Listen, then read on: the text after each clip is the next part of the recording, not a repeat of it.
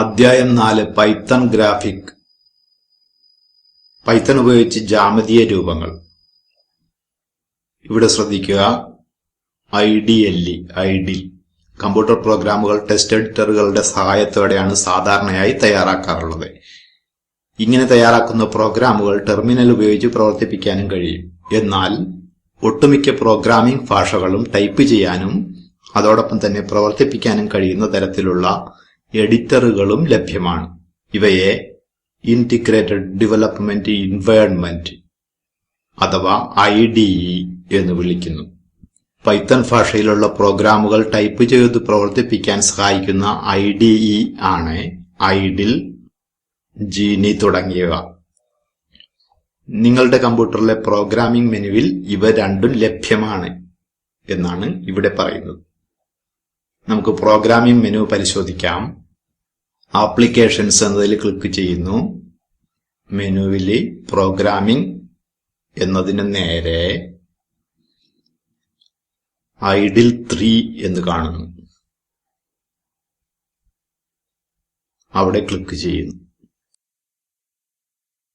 ഇതിന് സൗകര്യത്തിന് വേണ്ടി ഒന്ന് ചെറുതാക്കുന്നു.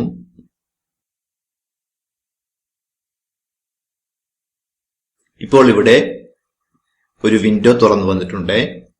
ഇനി നമുക്ക് ഇവിടെ ഒന്ന് ശ്രദ്ധിക്കാം. ഇവിടെ 3 വിൻഡോകളാണ് തന്നിട്ടുള്ളത്. ഇപ്പോൾ നമ്മൾ തുറന്നത് ഈ ഒന്നാമത്തെ വിൻഡോയാണ്. ഈ ഓരോ വിൻഡോകളും ഏതാണെന്ന് നമുക്കൊന്ന് പരിശോധിക്കാം. ഓരോന്നിനെ പറ്റിയുമുള്ള വിവരണങ്ങൾ ഇവിടെ കൊടുത്തിട്ടുണ്ട്. ഇതിലെ ഒന്നാമത്തെ വിൻഡോ പരിശോധിക്കുക. ഐഡിൽ തുറക്കുമ്പോൾ ലഭിക്കുന്ന ജാലകമാണിത്, അതായത് പൈത്തൺ ഷെൽ. ഇനി രണ്ടാമത്തെ ജാലകം പൈത്തൺ പ്രോഗ്രാം തയ്യാറാക്കുന്നതിനുള്ള എഡിറ്റർ ജാലകമാണ്. മൂന്നാമത്തേത് പ്രോഗ്രാമിന്റെ ഔട്ട്പുട്ട് ഗ്രാഫിക്സ് ആണെങ്കിൽ പ്രത്യക്ഷപ്പെടുന്ന ടർട്ടിൽ ഗ്രാഫിക്സ് ജാലകം. ഇങ്ങനെ 3 ജാലകങ്ങളാണ് ടെക്സ്റ്റ് ബുക്കിൽ തന്നിട്ടുള്ളത്. അതിൽ ഒന്നാമത്തെ ജാലകം നമ്മൾ തുറന്നു കഴിഞ്ഞു. ഇതാണ് ഒന്നാമത്തെ ജാലകം.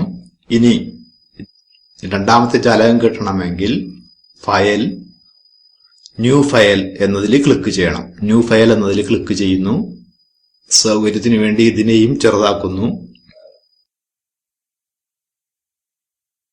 ഇതാണ് രണ്ടാമത്തെ ജാലകം. ഇനി മൂന്നാമത്തെ ജാലകം എന്താണെന്ന് നോക്കാം. മൂന്നാമത്തെ ജാലകം പ്രോഗ്രാമിന്റെ ഔട്ട്പുട്ട് ഗ്രാഫിക്സ് ആണെങ്കിൽ പ്രത്യക്ഷപ്പെടുന്ന ടർട്ടിൽ ഗ്രാഫിക് ജാലകമാണ്. അതെങ്ങനെ ലഭിക്കുമെന്ന് നമുക്ക് പരിശോധിക്കാം. ഇപ്പോൾ ഞാൻ ഇവിടെ ഒരു പ്രോഗ്രാം ടൈപ്പ് ചെയ്യുകയാണ്.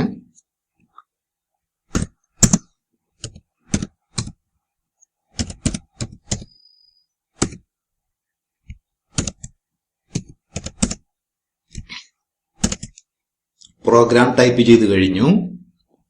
ഇനി ഇത് പ്രവർത്തിപ്പിക്കുമ്പോൾ കിട്ടുന്ന ജാലകം ഏതാണെന്ന് നോക്കാം. ടൈപ്പ് ചെയ്ത് കഴിഞ്ഞ് എന്റർ കീ അമർത്തുന്നു.